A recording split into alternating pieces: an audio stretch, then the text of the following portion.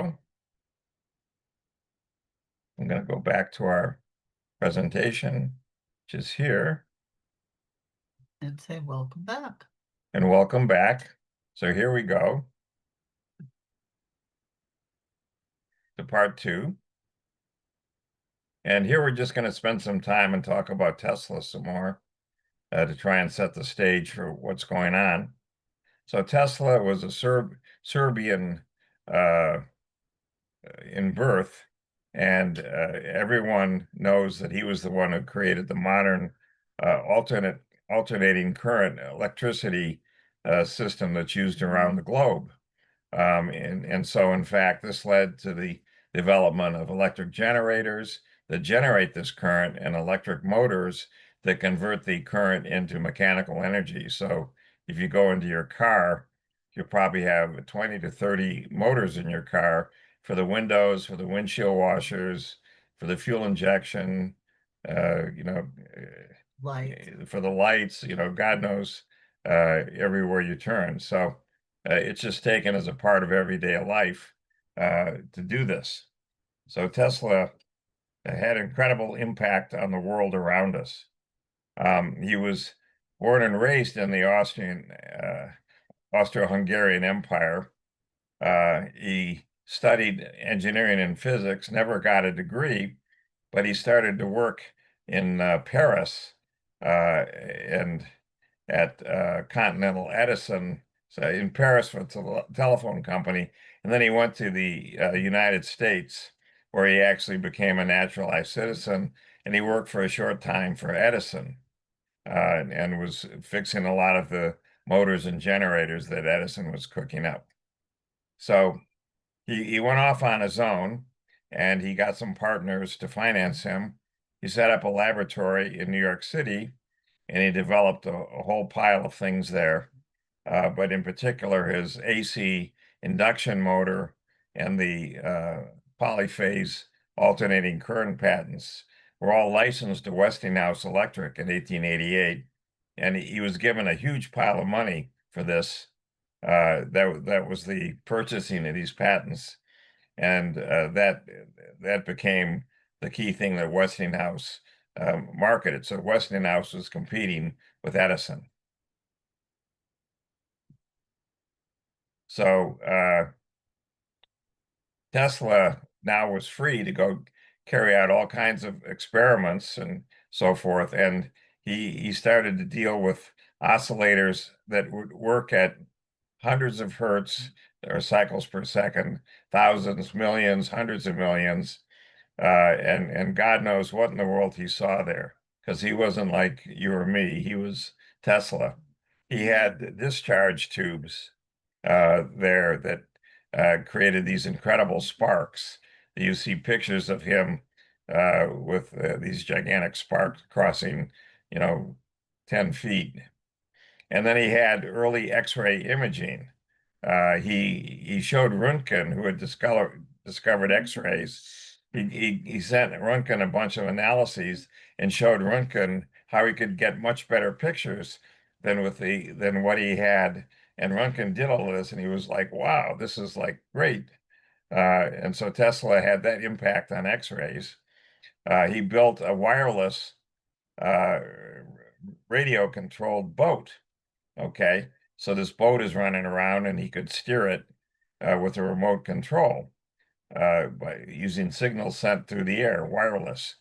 And he loved to show off. He gave great shows at his public lectures. People were in awe. They just packed the place.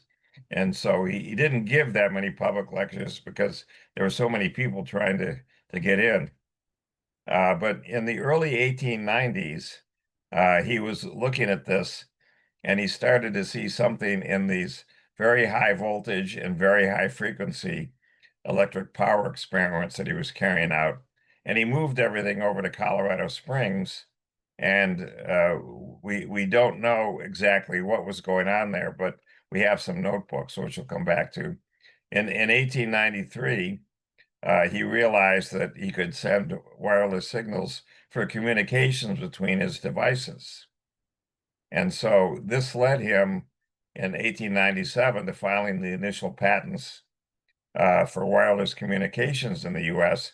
Today we would call this amplitude modulation, which used in AM radio. So he had developed all this in the late 1890s. And in competition with him was an Italian inventor, Guglielmo Marconi, who was working on this. And he got the first wireless telegraphy patent in England in 1896. And then the problem was that what Tesla did went far beyond what Marconi did in these initial patents. Marconi was doing this with what's called a spark. So if you just are sending, like, for example, using telegraphy where you would send Morse code, you could have a spark. So you could have short sparks and long sparks, and that's what Marconi did. But when he finally got around to realizing that you could actually modulate this and so forth, Tesla had already nailed down all the patents.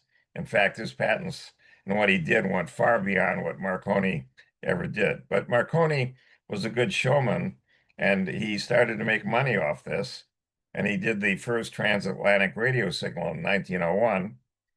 And so when he submitted his patents to the U.S. Patent Office, they threw him out. But all of a sudden, in 1904, the U.S. Patent Office reversed its earlier decision and granted Marconi a patent for the radio, even though Tesla had patents that were prior to this and did far more. So in 1915, Tesla got around to filing a lawsuit for patent infringement, but he didn't have enough money to go pursue this. And then in 1943, the U.S. Supreme Court ruled that Marconi's key patents were invalid. Tesla's works were there before this, and they formed the basis for radio transmission. This was probably done because Marconi Wireless had brought a lawsuit against the U.S. government for infringing on wireless communications.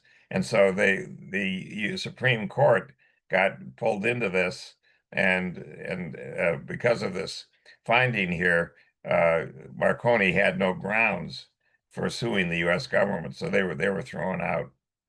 But who knows what was really going on? So Tesla had an idea of not only communication but distributing power around the world.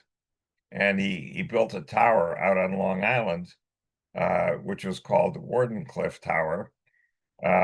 He ran out of funding before he could complete it, in part because he relied on J.P. Morgan to fund him. And J.P. Morgan, when he realized what Tesla was doing, he said, well, if you're going to allow people to have free electricity through the air, how do I make money on it?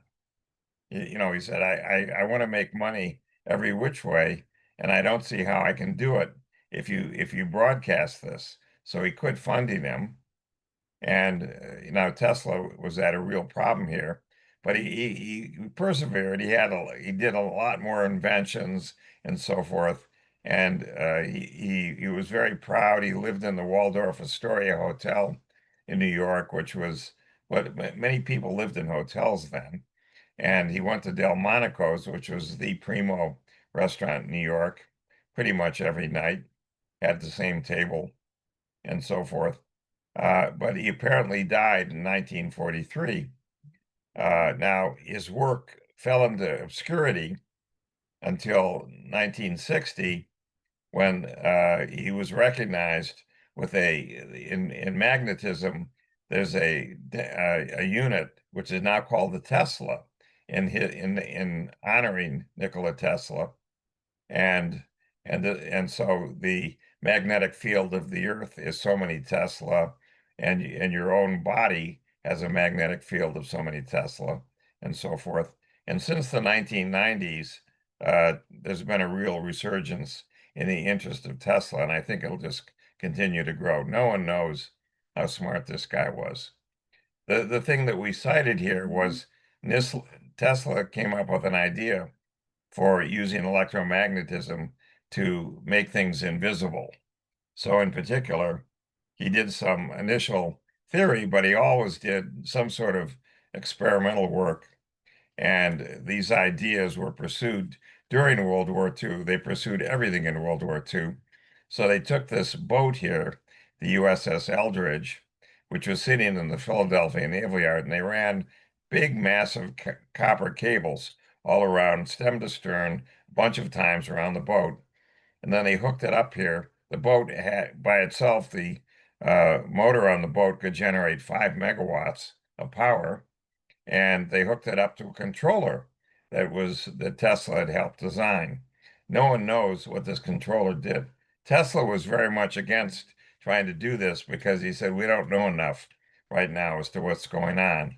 But the Navy, being the Navy, they put sailors on the ship, and then they threw the switch with this controller. So what happened? Well, the ship disappeared in Philadelphia, but it appeared in Hampton Roads, Virginia, in the Naval Yard there in Norfolk, Virginia. But it appeared there 20 minutes before they threw the switch. So this destroyer escort went through time.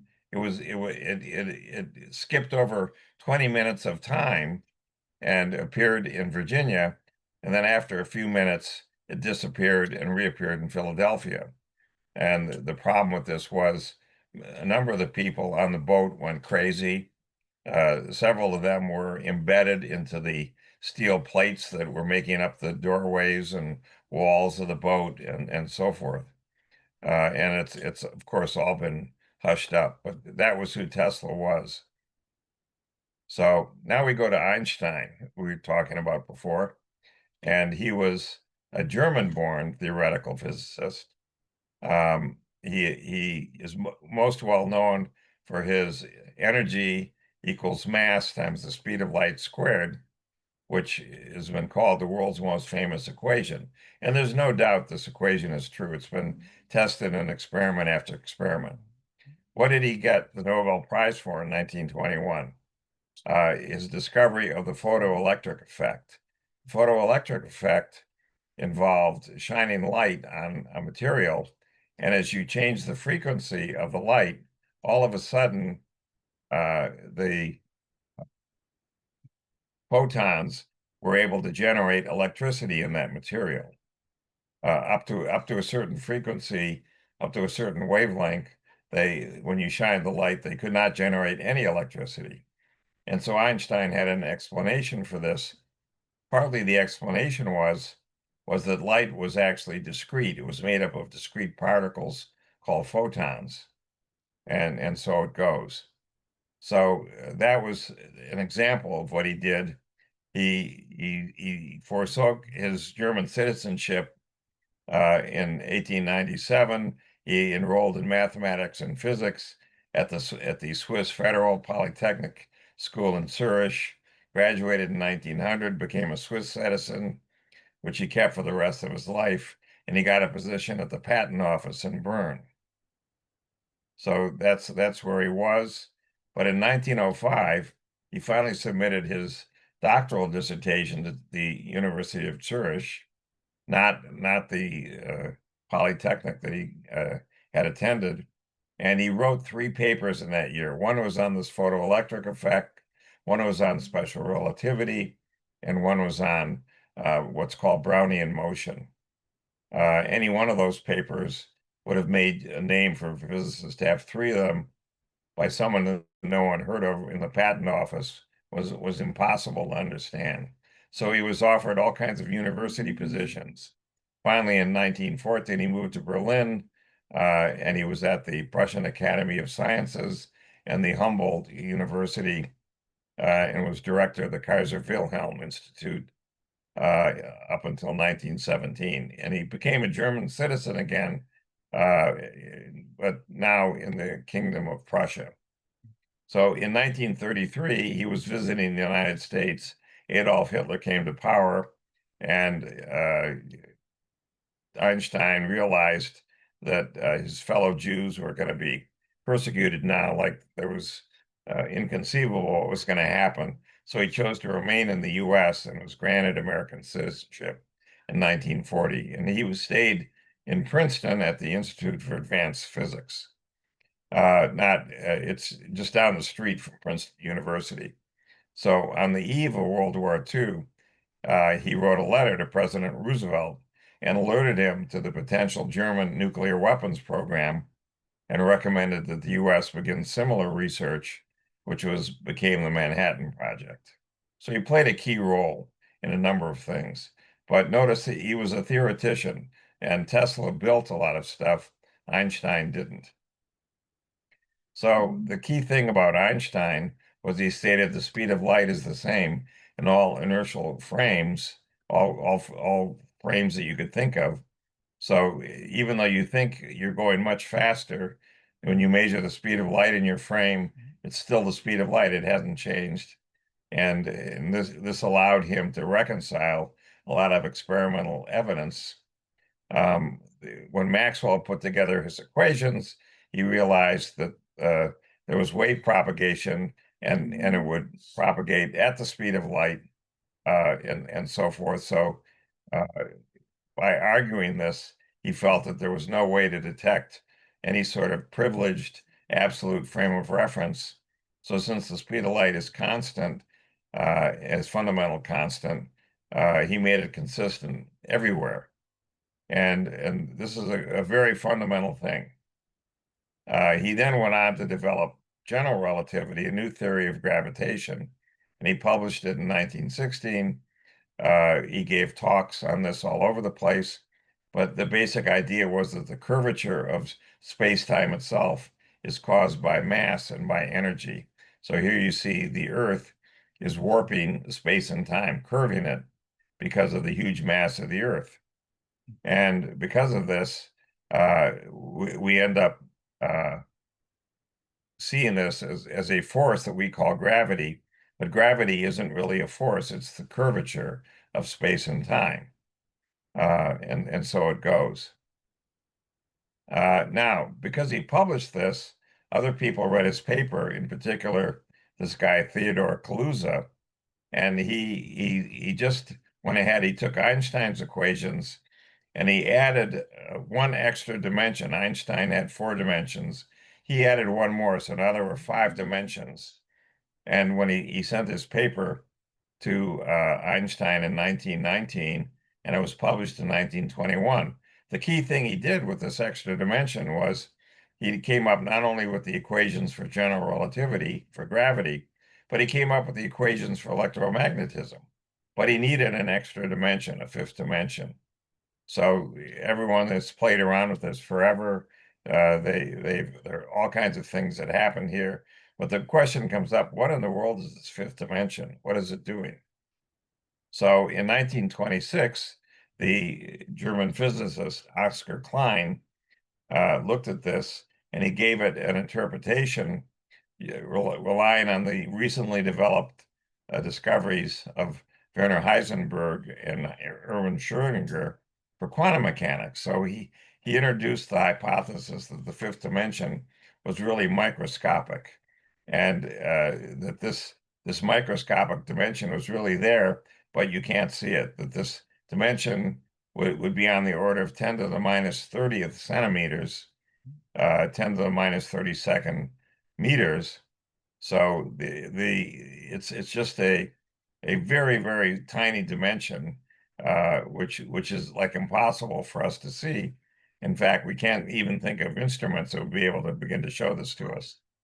And then he carried all this out, and Einstein didn't forget it. He kept working on this all through the 1930s and so forth. So here we have this theory that has 5 dimensions, not 4. Um, Tesla looked at all this and he strongly disagreed with what Einstein came up with.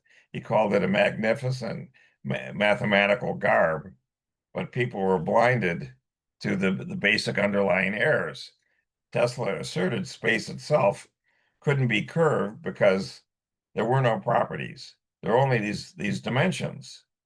And the space is now filled up with an ether, and the ether is what generates gravitation as well as the strong and weak force and so forth. Plus gravity comes out of this. So he viewed this as more fundamental uh, than what Einstein had done, because Einstein only dealt with gravitation. So we just summarize this here. Tesla was a very good analyst, so he did understand what Einstein was doing. Thought it was very pretty. He also thought it was worthless. The key thing was space couldn't be curved. That it's just space. That's what it is. But it's filled up with this ether, and people disparage this and say, "Oh, ether."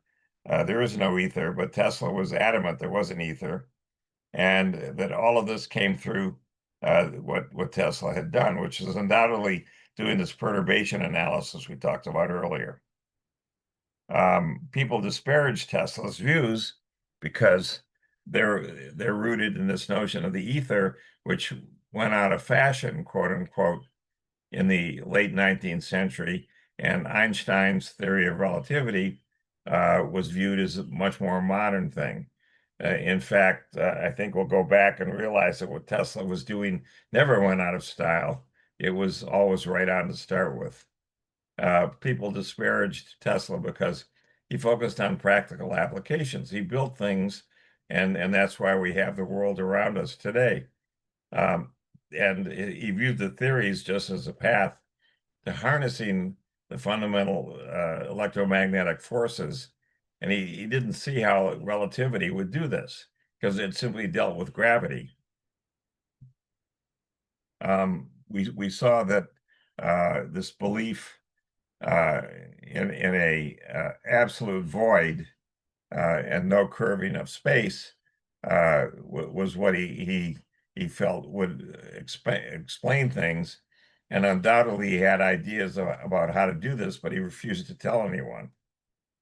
Um, he was always distrustful of abstraction because a lot of people get enamored of mathematics. It can be very intriguing, very pretty to other mathematicians and so forth. Tesla was fully capable of this, but he just was never, he said, "What could I do now that I couldn't do before?" And the thing that really threw people for a loop was he said that he conducted experiments that showed that there were cosmic rays traveling in space much faster than the speed of light. And according to Einstein, that was impossible. Nothing can travel faster than the speed of light. So is Tesla lost his marbles? Um, so here we come back to the conundrum that we're caught up with in physics today. There's two different frameworks that formulate the laws of physics. The first is Einstein's general theory of relativity that deals with gravity and the structure of space-time at this, I'll just say, macro level. How do galaxies, how do solar systems, how do they evolve? On the other extreme is the very microcosm, and that's the what's called quantum mechanics, which is dealing with what happens inside atoms and so forth. And so one was sufficient, uh, general relativity was sufficient to explain what happens over light years in distance, but really broke down when you got down to going inside atoms. And quantum mechanics broke down when you left the atoms and tried to go over long distances. So how in the world do you work these two things together? They work on different scales. Well, the solution has been today what is called string theory. And the way that this works is that everything is actually made up of strings.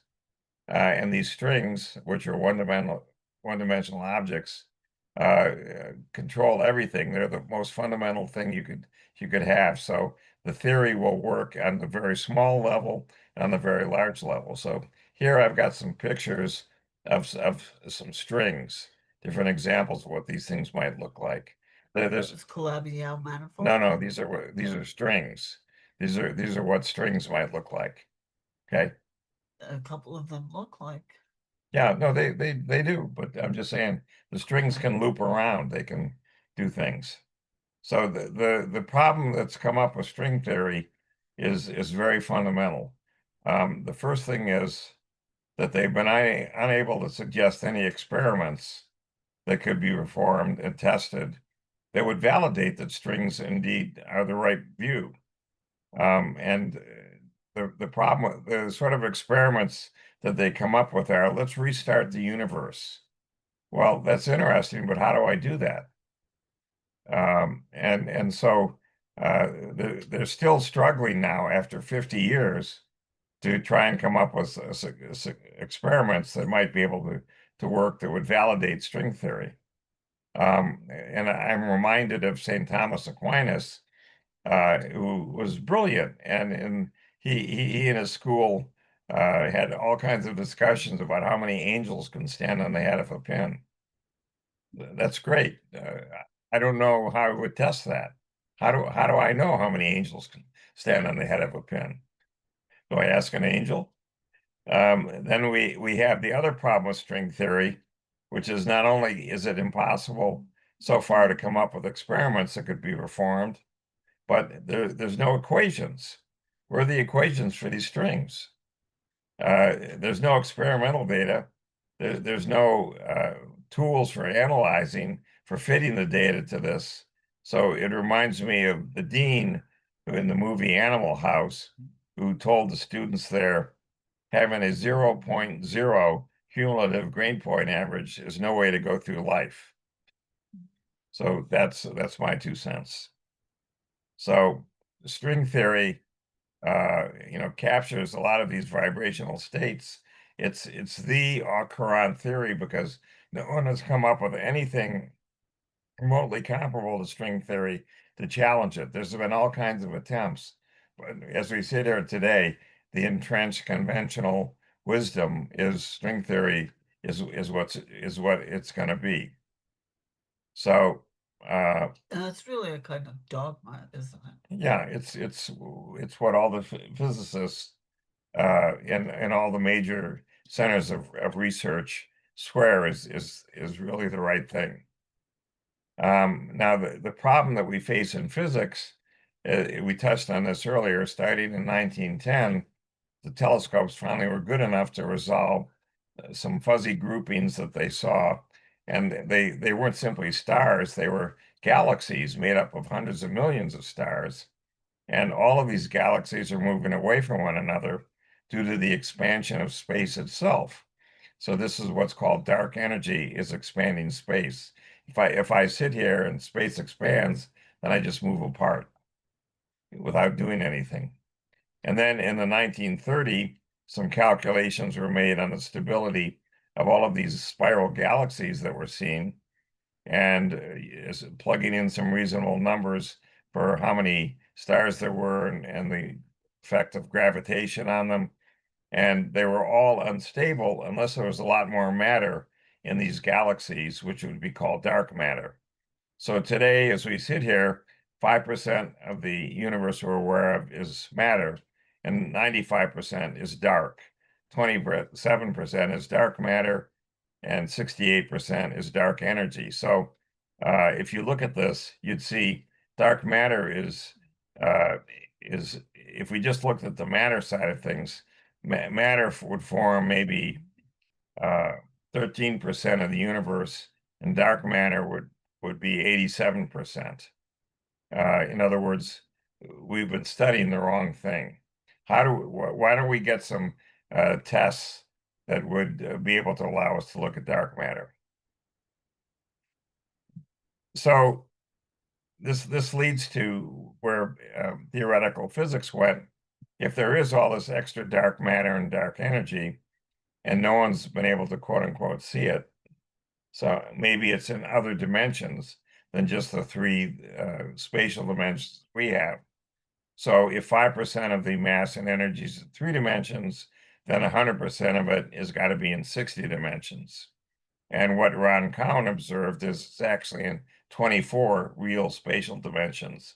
Plus there's 2 real dimensions for time, or equivalently 12 complex spatial dimensions and 1 complex time dimensions. And this is exactly what the Yoga Sutras, Patanjali said, reality is not what we see. We're actually in this 24-dimensional space. Ron Cowen observed that the string theory is indeed correct. He directly observed under meditation. He was able to look at an electron. Here's a picture of an electron here that he made. It's his sketch, and it has 10 closed strings to it. As it vibrates, energy is resonant inside it. And if you weren't able to stop it like Ron was, then you end up with this cloud of energy here. You can't really see all the strings, but Ron could see all the strings. And when he stopped it, he could see that the energy that was through this is like a jelly that gives it a particle-like behavior, but it's still energy. That it was in a torus, in a donut. There's a hole through the middle of this thing, and it's coated with these blocks of information. Now, Ron wasn't the only one to do this. Annie Besant and Charles Leadbeater carried out observations in the late 1890s, 1900s, and they came up with the same picture as Ron did. And we had this other guy over here, Babbitt, who in deep meditation observed the same sort of thing. So it isn't just Ron that's doing this. There are other people that carry these observations out. And dark matter, the difference is it only has 5 closed strings and there's no electric charge. So the difference here is the electrons are in atoms, but they're in a cloud around a nucleus that has protons that are positively charged and neutrons that have no charge. That's what you end up with. But in dark matter, all there is these 5 closed strings. There's no electric charge. So uh, what the dark matter 5 closed strings, this results in something called a subquark. We need, as we'll see, matter has subquarks also. You need 3 subquarks to make a quark, 3 subquarks, 3 quarks make a proton or a neutron. And uh, the end result is that the basic units are these subquarks that make up everything. So a great observation by Ron.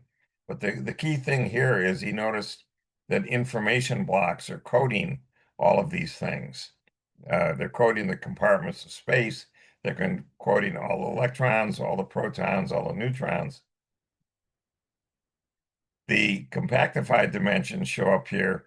For example, if I looked in the X direction, and I would see around it, it's rolled up here around the X direction, 2 other compactified dimensions that are very, very small. Same thing for the Y direction, same thing for the Z direction. So I end up with 6 compactified dimensions around the 3 dimensions that I think I'm in. So I'm already up to 9 dimensions here. The thing that makes all this possible is these dimensions, these extra dimensions here are actually these manifolds that were postulated by Calabi and Yao showed that are again key in all this. And these extra dimensions are the ones that are curled up. Here's a picture of a 6-dimensional Calabi-Yau manifold, but it's shown in 2 dimensions. And you can see there's some holes here in these things, holes going through. And this thing evolves and it moves around. And there's all kinds of pictures on the web that you can find for this. And we bring that up to show here's the tree of life in the Kabbalah out of Judaism. So this has 10 Sephiroth here.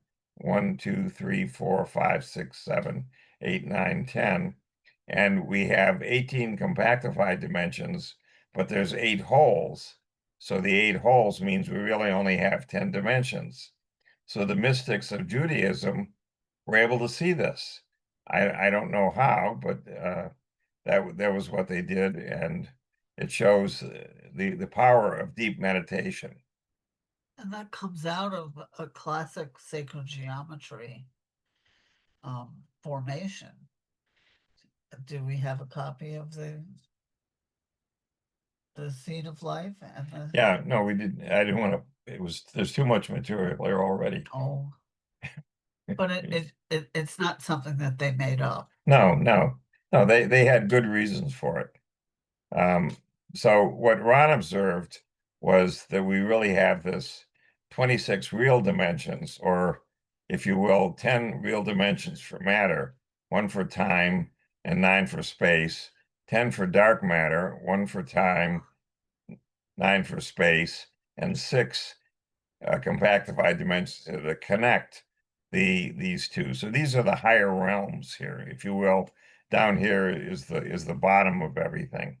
And this is our universe. There's 3 holes here in the for matter. There's 4 holes here for this dark matter. And so the 3 holes connect to the 8 holes up here. The 4 holes connect to the 8 holes up here. And in these 6 dimensions, 2 of them are connected by a common hole. So that accounts for all the holes. Here's 18 compactified dimensions, 6, 6, and 6, but there's really only 10 real dimensions here. Now, what Ron observed was that this information that's everywhere that coats the walls of the space compartments, that this in fact controls all the forces. So you have yogis that Marco Polo saw on the Silk Road, and they levitated in front of them. Well, they were able to access through their meditation into this information here that's everywhere, and this allowed them to control the force of gravity, so they could levitate in front of Marco Polo. And other people have done this as well. There's examples of priests in the Middle Ages flying around church steeples, for example, because they did very heavy-duty prayer, meditation, and so it goes. So we have matter here, where we have these 10-string subquarks, and those in turn make up quarks, 3 subquarks to 1 quark, 3 quarks to 1 proton or neutron, or we have 1 electron, which we count. And then this leads to the chemistry of all of this with these different elements here, which in turn leads to the biology of everything, including DNA and RNA, but also there's bioelectricity here. In dark matter, we have these 5-string subquarks. There's no charge whatsoever. So the chemistry that we deal with here are these subquarks just form these ferns, these branching trees here.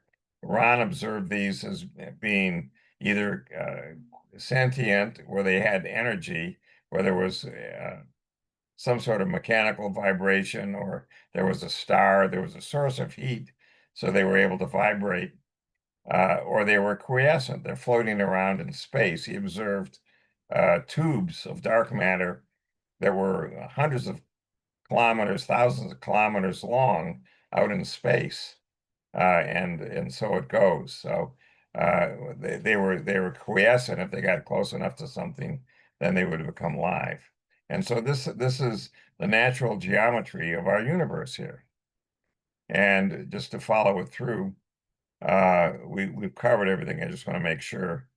The key thing is that what we think of as matter is really energy that's resonating inside these strings that are everywhere, that make up everything. So 3 subquarks make up 1 quark, 3 quarks make up 1 proton or neutron. There are different types of quarks here that make up these things. And the matter subquark has 10 strings. The dark matter subquark has 5 closed strings. Truly amazing. Now, let's take a look at where physics is at.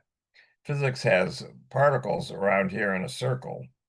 So all of these things here in dark blue are quarks. Here is the electron, and it has 2 other related particles called a muon and a tau. So the electron is here, 3 flavors of electrons, and this is the electron neutrino over here that has 3 flavors. Well, why do we have 3? It's because there are 3 holes here.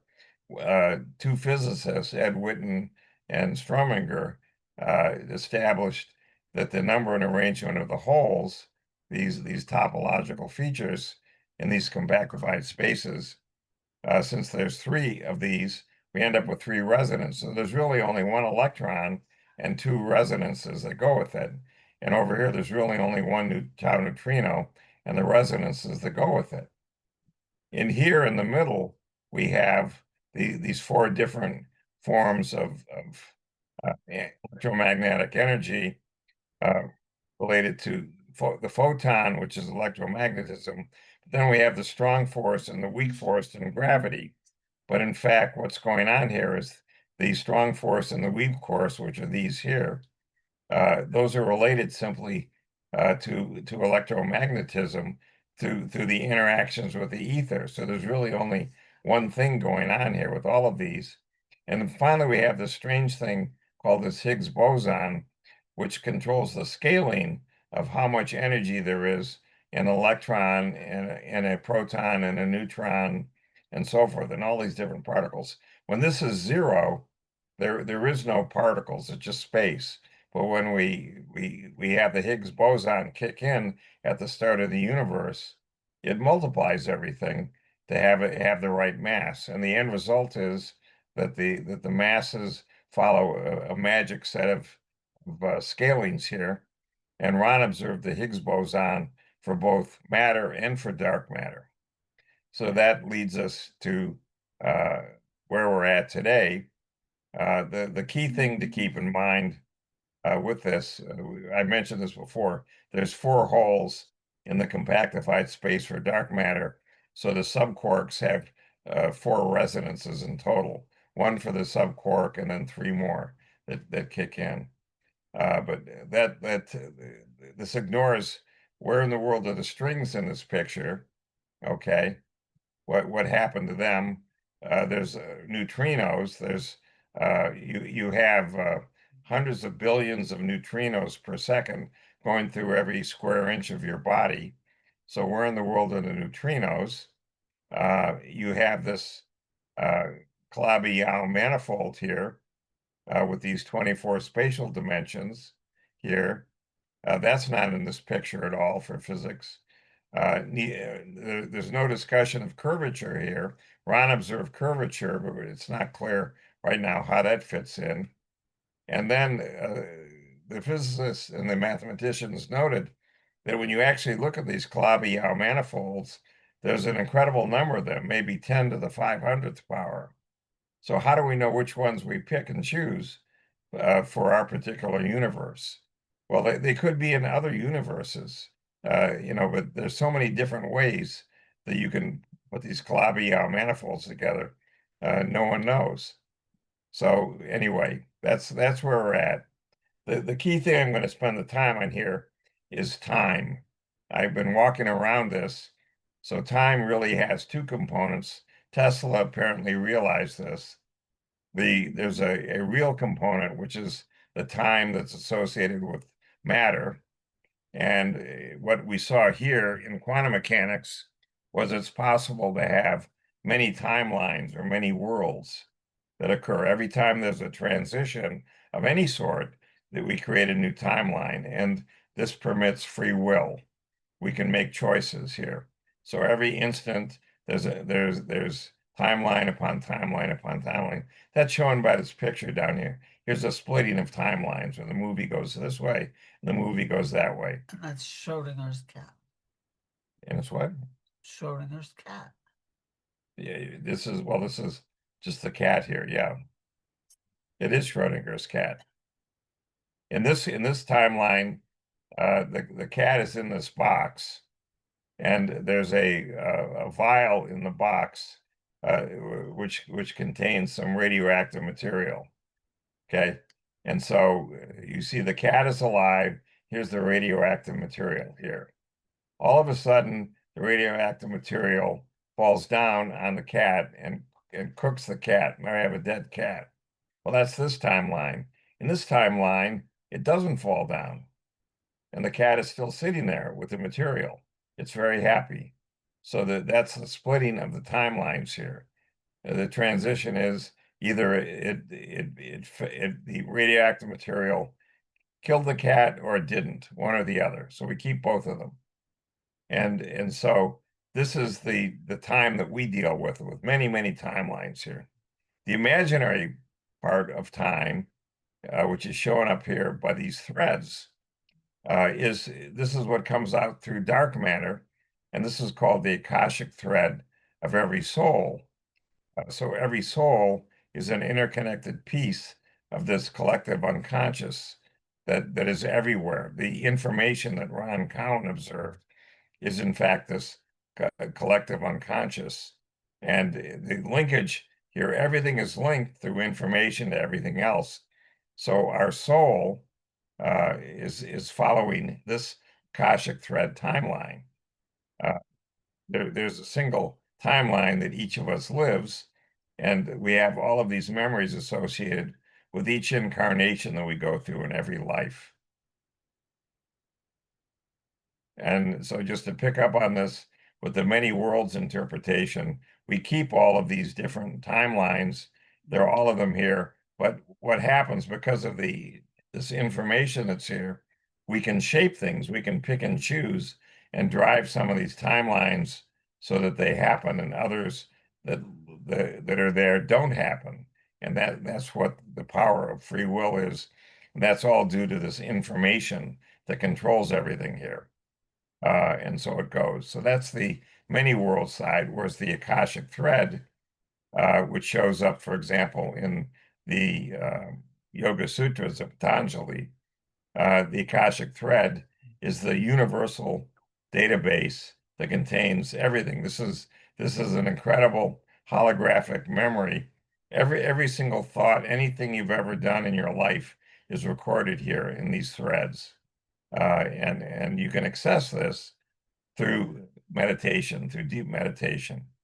Akasha itself comes from the Sanskrit word for ether or spirit, which is also found in Indian philosophy, the basis or the essence of all things in the material world. So it's believed to be a subtle energetic substance from which all things emerge. Again, this isn't covered in any modern physics. It's a totally different thing. So to summarize, we have a universe which has three complex spatial dimensions. We're in one, and our soul is in one right next to it, orthogonal. Then there's 9 compactified dimensions that are spatial associated with these. And then finally, there's one complex dimension for time. So we have a total of 13 complex dimensions, 12 spatial, and 1 time. And that leads us into the end here, which is the following. In the 1860s, 1870s, chemists came up with what's called the periodic table of elements. So they discovered that hydrogen should fit here, helium fits over here, then we go over here to lithium, beryllium, boron, carbon, nitrogen, oxygen, fluorine, and neon, and so forth. And there's a pattern to this. And this pattern is that I can have apparently 2 on this level, hydrogen and helium. Then I can have 8 on this level, 8 on this level. And you look at this, this is 8, and there's another 8 shown here. So there's groups of 8. So this was very suggestive that this is an underlying order here that was being missed. And that underlying order was dealt with through the discovery of quantum mechanics, which took another 50 years to develop out of this. But quantum mechanics was able to explain why 2, why 8, and so forth, to the satisfaction of some people. So what we have over here is an incredible advance in mathematics. Starting in the 1830s, mathematicians tried to characterize symmetries. They call these finite simple groups. And so we have categories of finite simple groups 1, 2, 4, 5, 6, 7, 8, 9, 10, 12, 13, 14, 15, 16, 17, 18. 18 of these here that make up these families of finite simple groups, just like we have these categories over here. However, in studying these symmetries, it turns out that there's 26 uh, categories of finite symbol groups that don't fit into the scheme that's here. They don't. And that raises the question, since this is 26, does that have anything to do with the 26 real dimensions that we have in our universe? And I leave that as an exercise. Is there any relationship here? So with that, you see the order that we're talking about occurs all over the place. And it was incredible what Ron did in coming up with this. Bruce, any questions? Oh, I muted you. Sorry, hold on.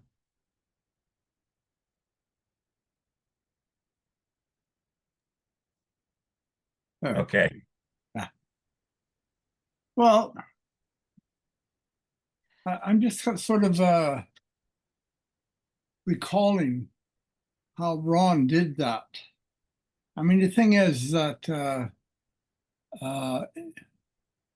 in deep meditation, you actually see levels of reality that are not apparent. And he had that ability. It was amazing. But it wasn't just in space. It's also to do with dimensions of the mind. For example, he could look at anyone's mind and he could see what they did in their previous life. Because All the previous lives. yeah, it was just kind of like obvious. Right. So, I mean, that's gives you a whole different dimension of understanding the mind.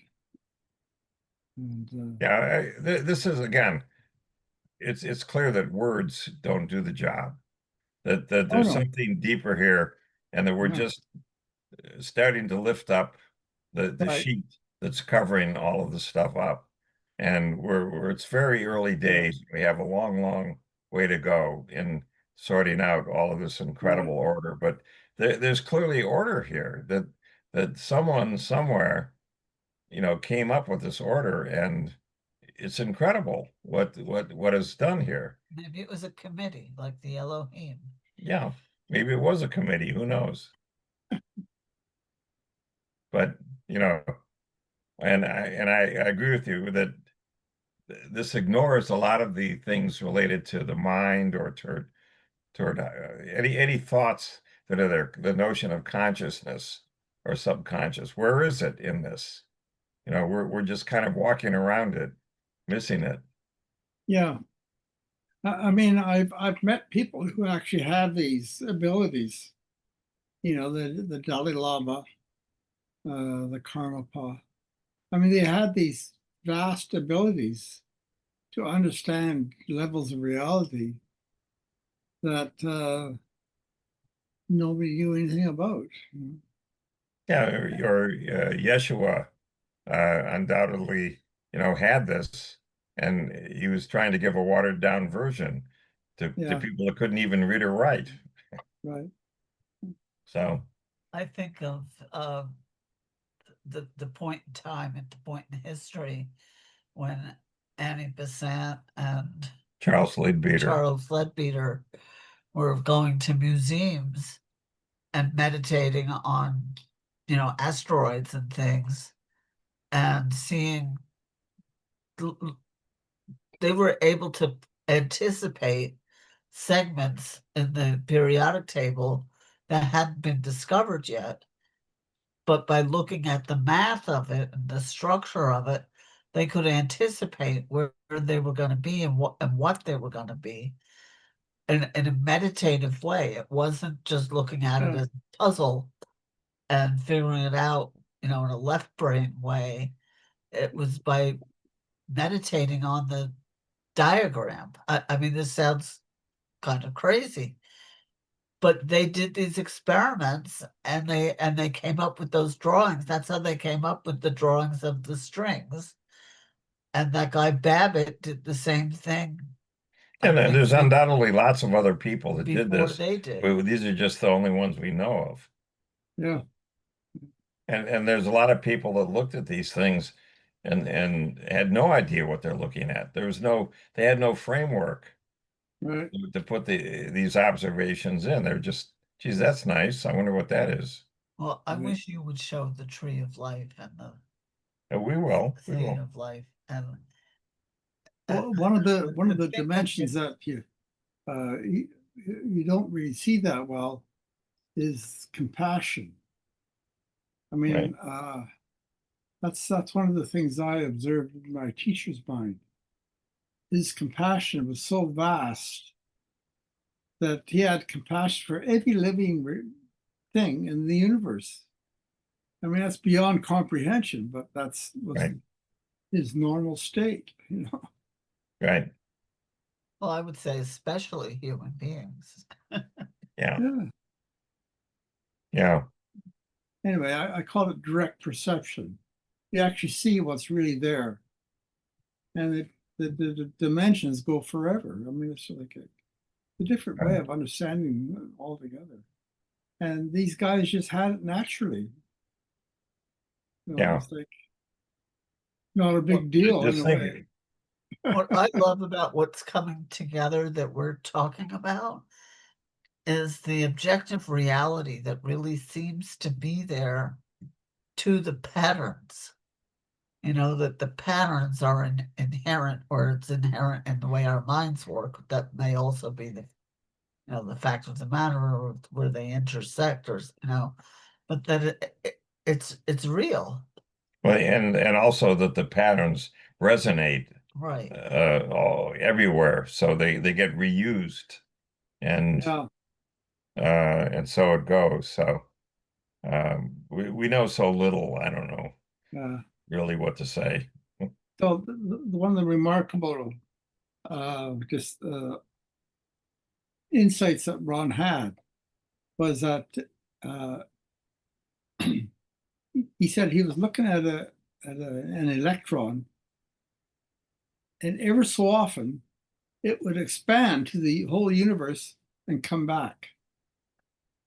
So that meant that everything in the universe was in union with itself. Everything knew, Right. and that's one of the. He was quite amazed by that insight, so he shared with me a few times. Yeah. Some people argue there's only one electron. Yeah, but it's yeah, but it's a different understanding altogether. You can't, Yeah. Yeah. there's kind of a non-verbal understanding that's just already there, Yeah. That's the kind of world my brother lives in. Yeah. Incredible gift Oh too. God, yeah. But he was also a very old soul. He's been Right. around for a very long time, so he's been working on these things for a long time. Yeah.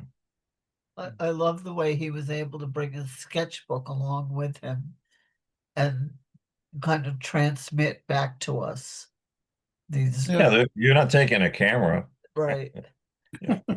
but these beautiful portraits of, What he saw. the Yeah. structure, Yeah. particularly. Yeah. We're just sampling. We have more on the aleph-talks.com website. But even there, I didn't include everything. Right. It had many interesting things. So And they're beautiful. yeah, They're truly beautiful. just the patience to be able to sketch those things, to Yeah, really. know how he was able to really see those 10 closed strings, and it matched exactly, and he did it independently of what Boson and Leadbeater did, totally independently, and they had 10 closed strings. So And the same kind of pattern. yeah. Yeah. So that's it for tonight. All Next right. week is another one. Thank you. Thank you. Here we go. Keep getting better, Bruce. Get better. Get better. Tomorrow's a big day. Go on out in the sun.